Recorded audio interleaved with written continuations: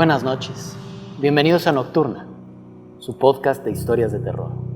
Historias que nos mandan ustedes al correo del programa o que nos llegan desde nuestro cuervo Nocturna. Le doy la bienvenida a mi amigo Satán. Satán, bienvenido. ¿Qué tal, viejo? ¿Cómo estás? Muy bien, ¿tú qué tal? Bien, muchas gracias. Buenas noches a todos. Tenemos aquí algunas historias para dormir tranquilos y pues sin más empecemos, ¿no?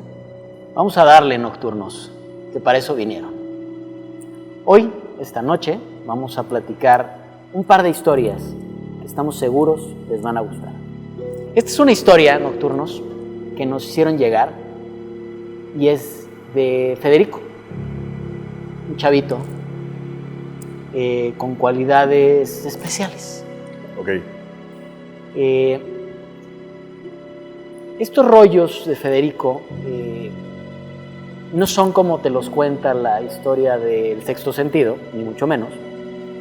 De hecho, Fede se da cuenta que tiene estas capacidades por ahí de los 11 años, cuando llega a la casa de sus tías, estas tías viejitas, Okay. Que enviudan y se van a vivir juntas para hacerse compañía.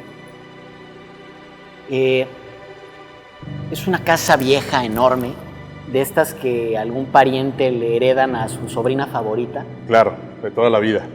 Cosa que ya no existe ahora en el siglo XXI, ¿no? Pero estas dos viejitas vivían ahí solas y Fede, a los 11 años, pues es como la primera visita consciente que platica. El chavo está jugando por la casa, está caminando, deambulando por estos largos pasillos y de repente ve una sombra pasar. No se espanta, pero digamos que se siente raro, ¿no? O sea, siente algo extraño en el cuerpo y le da curiosidad y sigue a la sombra. Va por este pasillo largo y entra a una recámara que estaba justo al fondo. Estas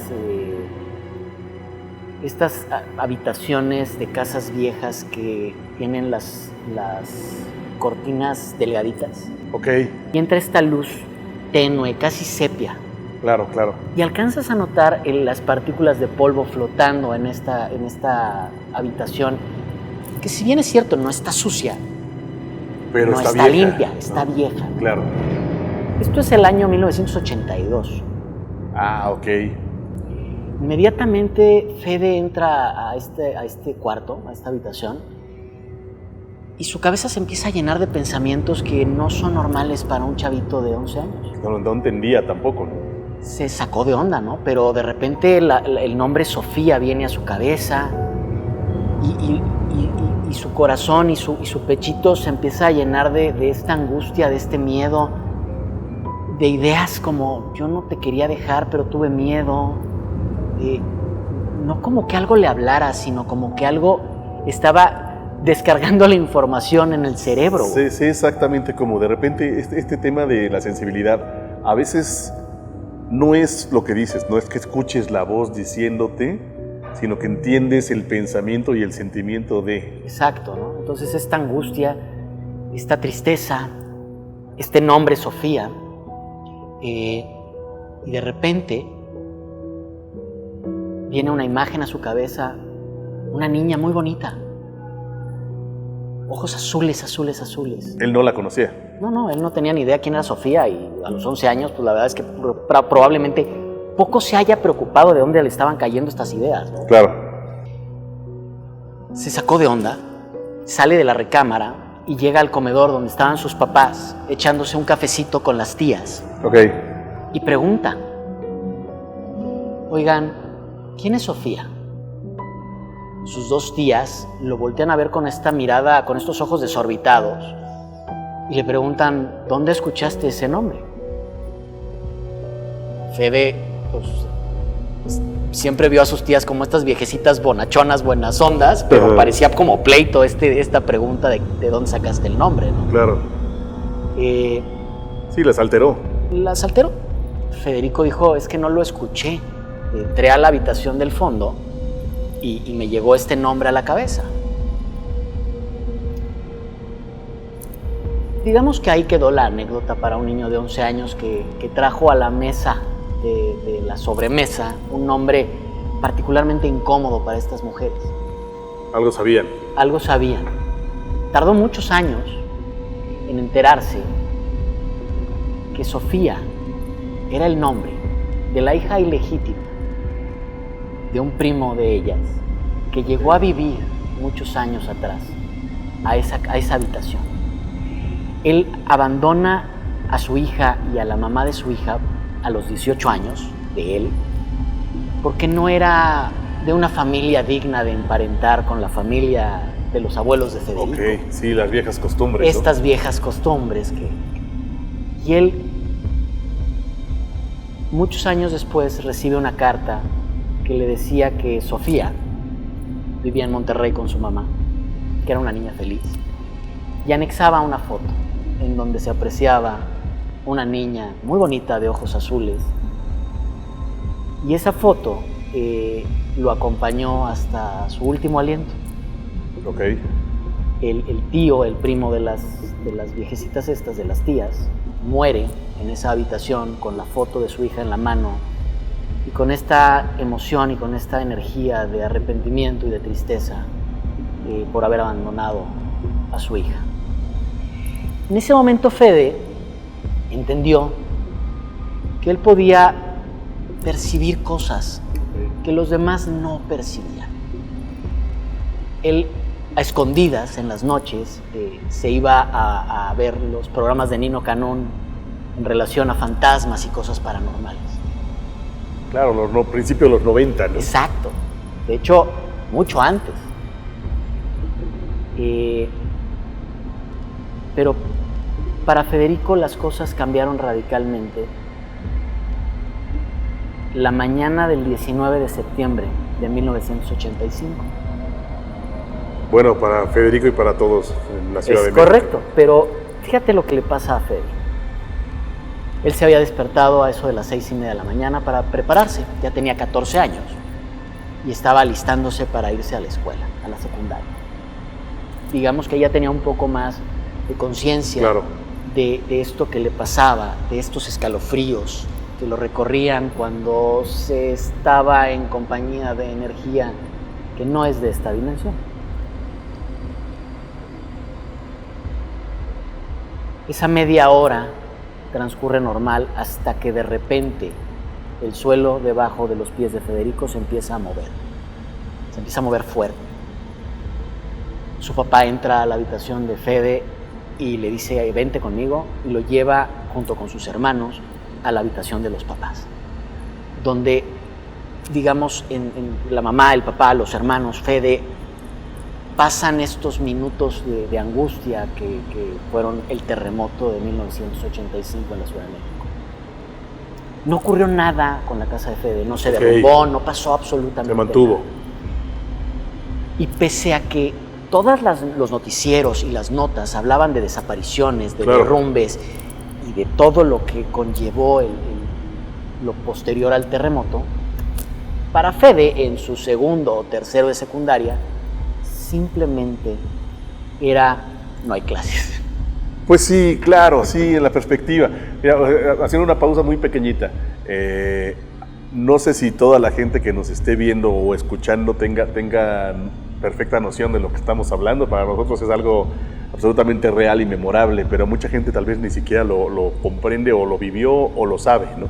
1985 fue el terremoto más fuerte que ha sucedido en la Ciudad de México. Más devastador. Más devastador, se cayeron docenas de edificios, hubo cientos de muertos, miles de muertos, ¿no?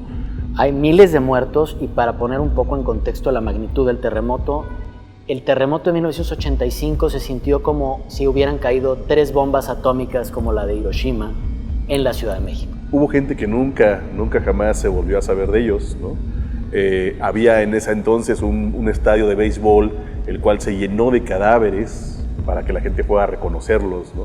Imaginen ustedes un estadio de béisbol lleno, ¿no? Lleno de cuerpos, ¿no? Así de grande fue ese momento. A la fecha no hay un conteo, no hay un censo, digamos, certero del número de muertos que fueron de 1985.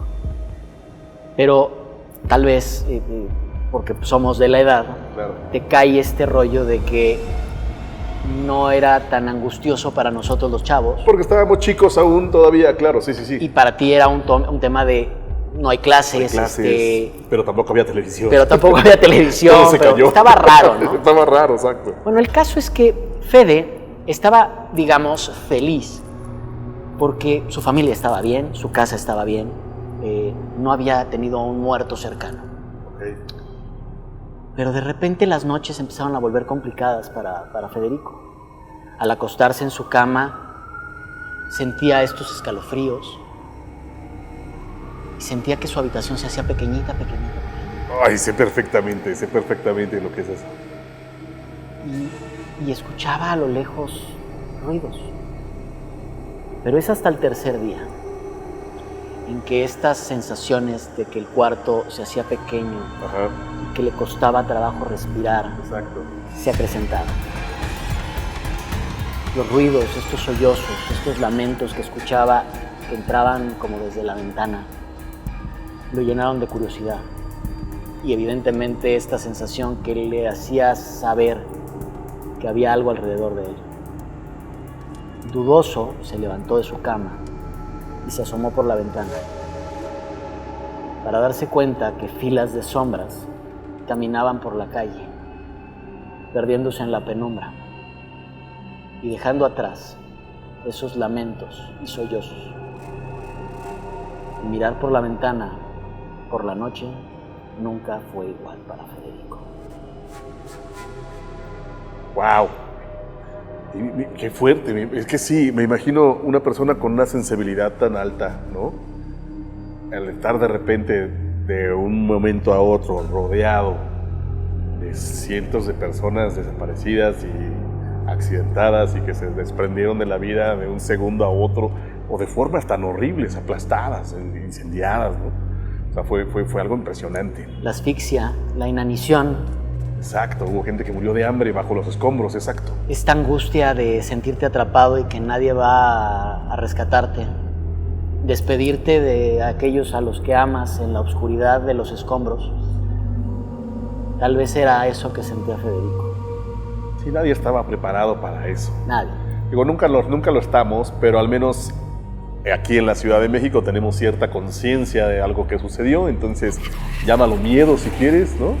Pero algo sabemos que pasa, ¿no? Cuando se mueve el piso, que es muy frecuente. Es muy frecuente aquí en la Ciudad de México.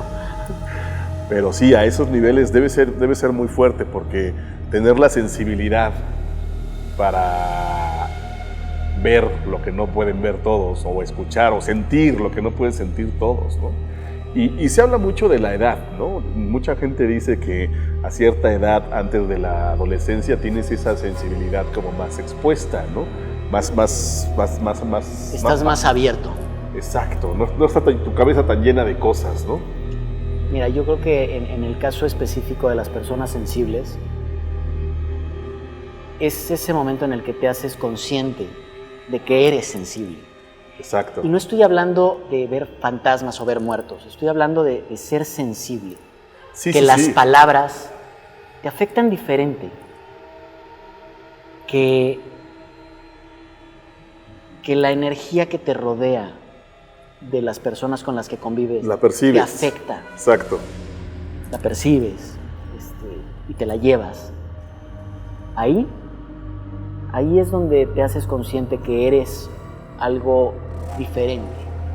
Claro. Y por eso coincido contigo que la preadolescencia, cuando no tienes tantas ideas de van a decir que soy el rarito. Claro, sí. Aparte vienes cruzando ese mundo de fantasía a realidad, ¿no? De todo es juego y todo es imaginación y todo existe, ¿no? A empezar a crecer y darte cuenta que hay cosas que tal vez existen, pero no para todos, ¿no? Es correcto. Ese es el tema, fíjate. Y justo que mencionas ese tipo de experiencias, esta historia de Fede, me deja pensando en una historia personal, pero también lo que me sucedió después de tiempo es que me di cuenta que no me pasaba solo a mí, ¿sabes? Incluso era algo que había olvidado. Te voy a dar un poco de contexto. Un día Ya lo busqué de nuevo y ya no está, desafortunadamente, es del 2015. Un día en Netflix suben un documental que se llama Pesadilla, Nightmare, así nada más, ¿no? Y empieza con la explicación de lo que significa la palabra nightmare, ¿no?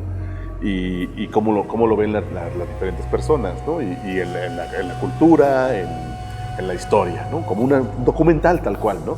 Y son la narración de ocho muchachos, ¿no? 8 jóvenes, ¿no? Que tenían este problema de pesadillas, pero a un nivel superior, ¿no? Todo el mundo hemos dejado de dormir de repente y hemos despertado sudando y hemos despertado con un grito tal vez, o hemos despertado angustiados, o a medianoche te despiertas con un frío impresionante y con ganas de llorar a veces, ¿no? Pero pues te habrá pasado alguna vez, o ojalá tal vez no te ha pasado nunca, ¿no? Pero a estas personas, estas 8 personas, se les diagnostica como un problema mayor, o ya incluso un problema psicológico, porque eran jóvenes que no podían dormir, o sea, ya era, tengo terror de dormir, porque cuando duerma, pesadillas. Va más allá del terror nocturno. Exactamente, sí. Y es un caso que sigue todavía en estudio, es una especie, no se puede diagnosticar como una enfermedad, ¿no? Pero tampoco hay un diagnóstico real. Es una condición. Es una condición mental, ¿no? Pero no está todavía lo suficientemente estudiada, porque pues todo el mundo sabemos que es muy difícil entender y sobre todo monitorear los sueños, ¿no? Más allá de la actividad que tiene el cerebro mientras duerme, ¿no? Y esto es algo que se replica sobre todo en adolescentes, ¿no? Adolescentes que tienen este sueño profundo y que cuando están en el REM, ¿no? Tienen esta facultad de desprenderse de su realidad y vivir otra realidad, pero en realidad vivirla, ¿no? O sea, no solo están soñando, están viviéndola, ¿no? El desprendimiento. Exacto, lo que le llaman el viaje astral, el hilo de plata, todo esto, ¿no? O sea, existe porque en todas las culturas está, ¿no? En todas las leyendas hay una historia, ¿no? Hay una forma poética de llamarlo, si quieres, ¿no? Pero es una condición y es algo que sucede. Yo estaba viendo ese documental y viéndolo empecé a recordar cosas, ¿no? Sucede que al ver este documental me doy cuenta que la historia de Freddy Krueger, ¿no? El Pesadilla en la calle del infierno 1 al 28, episodio 1000, ¿no? En realidad solo hay 4 que valen la pena ver. 8, ¿no? Pero... Es que en realidad, de Pesadilla en la calle del infierno, hay 4 de los 80. Claro. Se hizo otra en donde Freddy y Jason se pelean. Ah, sí, claro. Y luego hacen un remake. Ah, el remake malísimo, sí, como malísimo. Siempre, ¿no? Yo la verdad, de chicos, era muy fanático de las películas de Freddy Krueger, pues todos. Adolescente. De hecho, yo era más fan de las de Freddy que de las de Jason. Igual, y fíjate que igual yo. La verdad es que ese personaje está tan bien construido, ¿no? Y me doy cuenta por qué. Porque Wes Craven, el creador, ¿no? Sabía de estos casos. Había leído sobre estos casos. Claro. Entonces, sobre estos casos basa la creación de su personaje. Okay. Y te lo digo porque es completamente real. Hay un... No que sea real Freddy Krueger, ¿no? Pero hay un comportamiento de estos adolescentes en el que al estar dormidos... Vale la pena acotar para la audiencia, sí, que la premisa es: si mueres en los sueños, exactamente, mueres en la vida real. Justo. Al estar dormidos, ellos se desprenden de sí mismos y no saben que están dormidos, ¿sabes? O sea, en su realidad, en su cabeza están despiertos. Y una particularidad que tenían estos 8 personajes es que cada uno de ellos veía la misma sombra, ¿no? Y todos la cuentan de una forma, desde su perspectiva, pero hablan de la misma persona, ¿no? Hablan de una sombra negra. El mismo ente. Un ente, un ser, un algo, ¿no? Una sombra negra, completamente definida, no blureada, no fantasmal, sino una sombra definida, completamente oscura, sin volumen.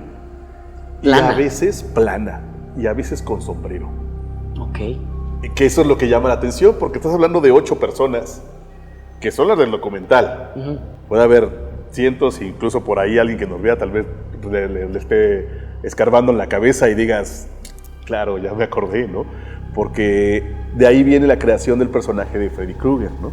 Del estudio de esto, ¿no? Entonces es un fenómeno que pasa en los adolescentes y es un fenómeno que se junta con muchas cosas, con muchas creencias, muchas historias y muchos síntomas, ¿no?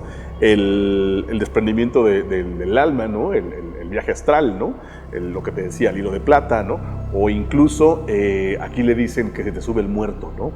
Varios de estos jóvenes decían, yo tenía terror de dormir, pero tenía que dormir, o sea, había pasado 2 días y no podía dormir, y de repente caía dormido sin darme cuenta en donde estuviera, en la escuela, en el coche, de repente de un momento a otro ya estaba completamente dormido, ¿no?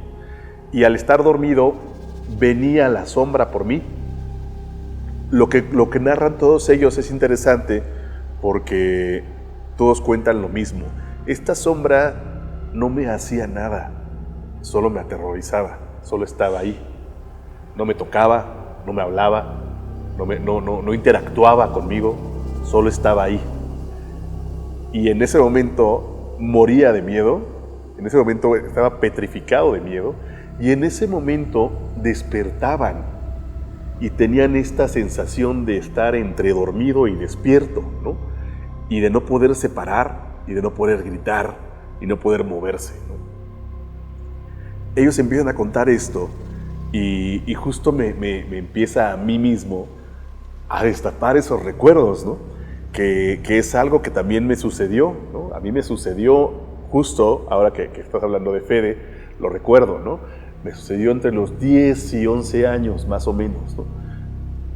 Me encantaban las películas de terror, me encantaban las películas de Freddy Krueger, me encantaba ver Twilight Zone, ¿no? En blanco y negro, ¿no?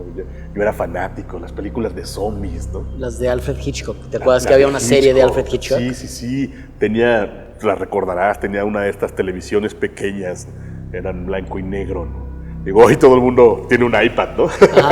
Pero antes era una televisión que tenía radio AM y FM. Exactamente. Y una antena que... Una antena larguísima, ¿no? Si no, no se veía nada, ¿no? No se veía nada. Entonces yo me prendía esa televisión en blanco y negro y me tapaba con mi sábana y me ponía a ver las películas que pasaban de zombies en Canal 11, ¿no? O la serie de vampiros. De Hitchcock, ¿no? De vampiros. Todo eso me encantaba, ¿no? O sea, digamos que no era un chavo asustadizo, ¿no? Me gustaba, me apasionaban los temas, ¿no?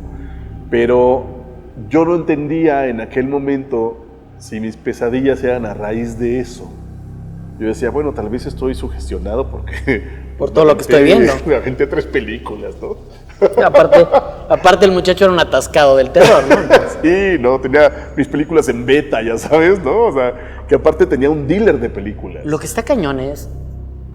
Nuestros papás no reparaban en que nos echáramos películas clasificación completamente C. para adultos, ¿no? O sea, la premisa de el que le pone es el primero que se muere. Exacto, en todas las películas de los 80 sucede eso, o sea, tiene que desnudarse una chica para que aparezca el asesino, ¿no? Exacto. Exacto. Ya sea en la regadera la pareja adolescente tiene que tener, algo. pero si te fijas, son simbolismos, ¿no? Claro. O sea, lo que le estaban diciendo a los adolescentes era no Esto es tengan malo, sexo. ¿no? Esto es malo, claro.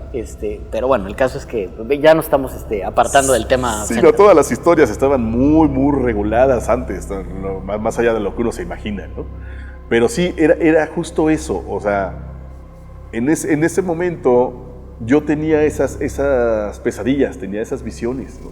Y lo recuerdo muy bien. ¿Tú veías a la sombra? Veía la misma sombra. Cuando vi el documental, recuerdo que el documental, pues, es un documental, no es una película de miedo, ¿no? En realidad no está ni escrito ni narrado para que te dé miedo, sino para que, pues, un trabajo periodístico, ¿no? Ok. Pero yo me estaba muriendo de miedo viendo el documental porque me acordé, ¿no?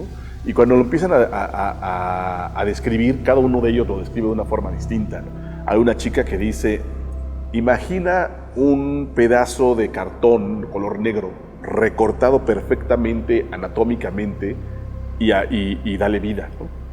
Dice, porque no tenía volumen, ¿no? era una sombra, pero no estaba en la pared. O sea, Se movía. tenía vida, estaba definida, pero no hacía nada, ¿no? Cuando cuenta eso, te lo juro que me destapé varios recuerdos. Incluso platiqué con mi mamá y todo. ¿Te acuerdas de esto? Sí, no, o sea, porque fue toda una temporada. Un issue importante. Exacto, y fue una temporada que pasó, te estaré hablando, pues prácticamente un año tal vez, ¿no? Y así como apareció, desapareció. Simplemente un día ya no sucedía, ¿no? Pero recuerdo mucho, no recuerdo los sueños completamente, ¿no? Pero recuerdo mucho haber despertado en mi cama a mis 11 años, mi recámara llena de pósters de películas de terror, ¿no? Y de grupos de heavy metal. Pero sí, esta sombra es algo interesante porque justo cuando estaba viendo el documental y cada uno de los personajes empieza a hablar, yo veía esta sombra y era así. Haz de cuenta que estaban describiendo lo que yo soñaba y lo había olvidado. O sea, son de esas cosas que dejaste en el pasado y no la pasaste nada bien y mejor lo olvidaste, ¿no? Porque yo despertaba. Son muchas las cosas y muchas las creencias y puede desencadenar 20 ramificaciones más. Pero despertaba entre 3 y 4 de la mañana, ¿no? Sin poderme mover. Paralizado. Completamente paralizado, pero consciente. Y no sabes lo que es eso. Si imagínate ahorita, suena fuerte, imagínate lo que es para un niño de 11 años, ¿no? O sea, es terrible, ¿no? Es terrible porque querías gritarle a tu mamá, ¿no? Y no podías, ¿no? O sea, lo único que podías era, como dicen, pelar los ojos, ¿no? Y no salía nada de tu boca, ¿no? Y tus manos no se podían mover, ni tus pies, ni nada. Y recuerdo la sombra justo como la narran ellos. Tal vez en mi subconsciente, en mi inconsciente, no lo sé. Tal vez por eso tenía esa cierta fascinación con Freddy Krueger, fíjate.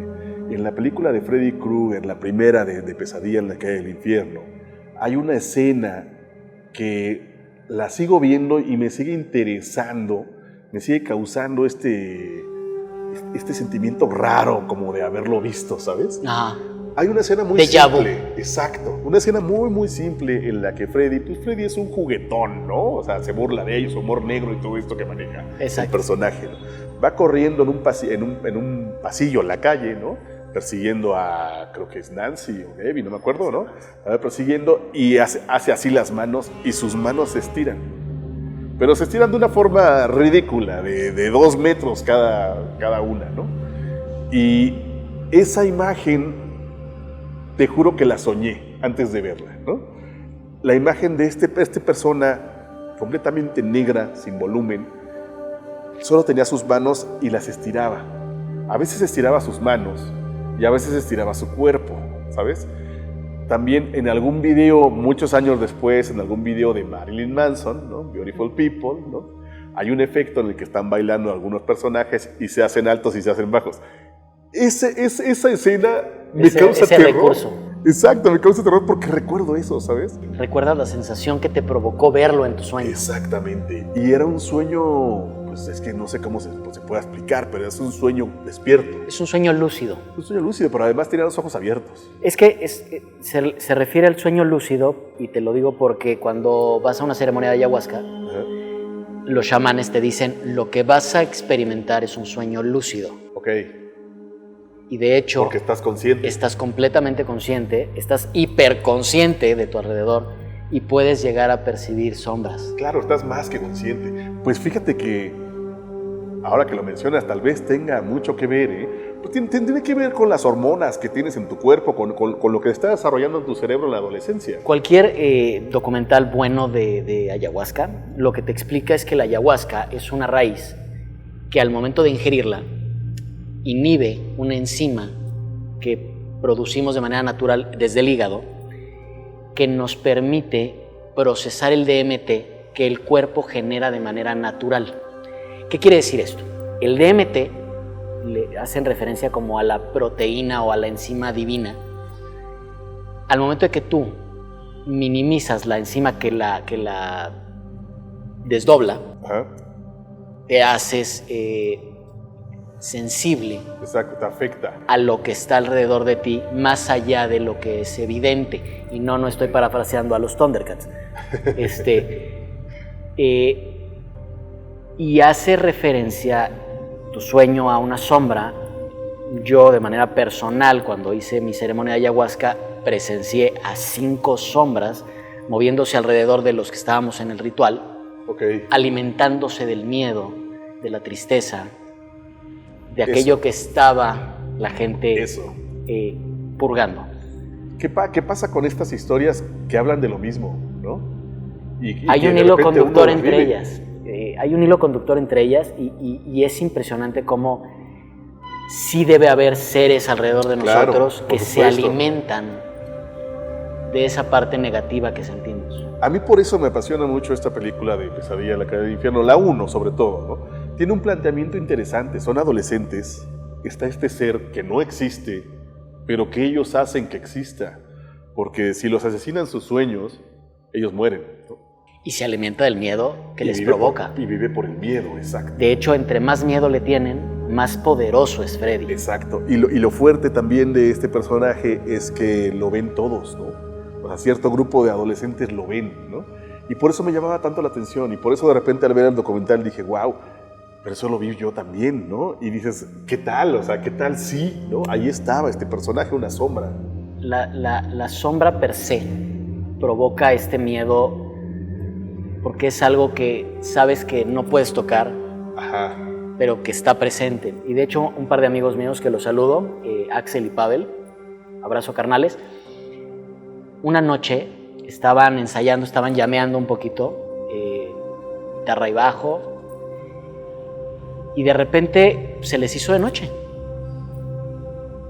Se recostaron, sentaron y siguieron llameando.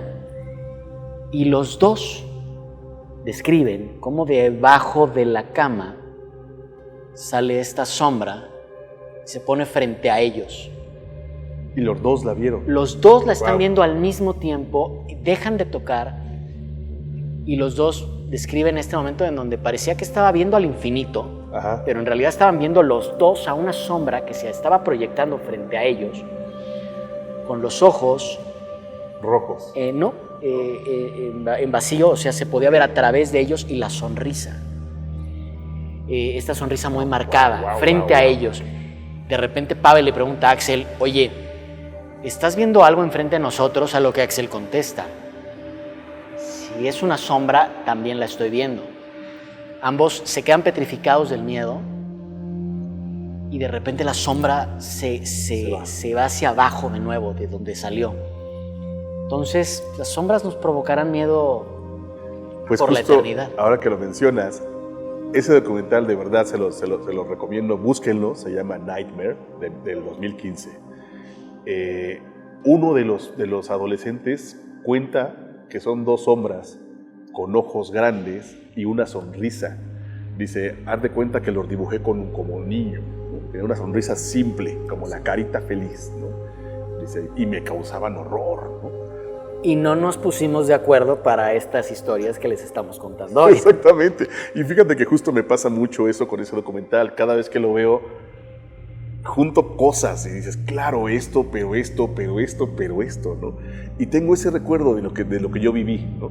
Que fue esta época de pesadillas en las que me despertaba gritando, me despertaba ahogado, me despertaba cansado, me despertaba llorando, ¿no? De desesperación, ¿no? A los 11 años, ¿no? De no poder moverte de tu cama, ¿no? Y a tus pies de tu cama estaba esta sombra que nunca me dijo nada, nunca me tocó, nunca me asustó, digamos, haciendo su mera presencia te aterraba. Solo estaba ahí, exacto, solo estaba ahí. Yo la recuerdo sí con un sombrero, sí la recuerdo con sombrero, recuerdo con sus manos largas o que se hacía alta, ¿no? Pero no hacía nada más, ¿no?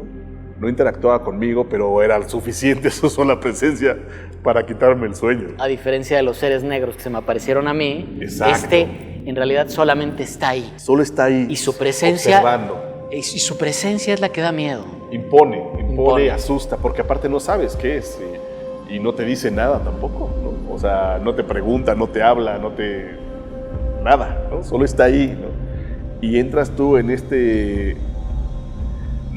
Quienes lo hayan vivido saben perfectamente cómo se siente en este sentimiento de completa incapacidad, de vulnerabilidad absoluta, ¿no? De no poderte mover. Está la sombra ahí, no te hace nada, pero no sabes qué te va a hacer, ¿no? Y no te puedes mover, no puedes mover un dedo, ¿no? Y tus ojos los tienes así y tu boca la tienes abierta y no sale nada. Hay muchos estudios sobre eso y se ha quedado igual en realidad, no existe una explicación todavía, ¿no? Pero es este fenómeno que le sucede a los adolescentes, ¿no? Y yo creo que va mucho de la mano con la historia que contabas al principio, porque es este tema de la hipersensibilidad que tienen los adolescentes, ¿no? Como bien mencionas, pues pasa el tiempo, uno crece y va llenando su cabeza de más cosas, ¿no? Y vas como dejando atrás pues, la facultad que tuvieras de abrirte o de sentir o de observar o de vivir cosas que están ahí, que siguen estando ahí, ¿no? Pero pues hoy tu cabeza está más ocupada en otras cosas, ¿no? Así es. Nocturnos, si ustedes tienen una historia que contarnos, mándenoslos al correo de Nocturna, que se lo dejamos aquí. Y te agradezco mucho tu historia, Satán. Muchas gracias a ti también, viejo. Muchas gracias a todos ustedes. Muchas gracias por escucharnos. Muchas gracias por vernos. Acabamos de nuestros últimos hace un par de episodios acabamos de rebasar los 1000 seguidores. Estamos muy felices con eso, ¿no? Y queremos que vamos creciendo. Esta comunidad nocturna va creciendo. Se los agradecemos mucho a todos ustedes. Se lo agradecemos mucho a nuestros patrocinadores, Corvo, a Contacto y a Aracle Productions. Gracias por hacer esto posible. Muchas gracias y sueñen rico. Dulces pesadillas.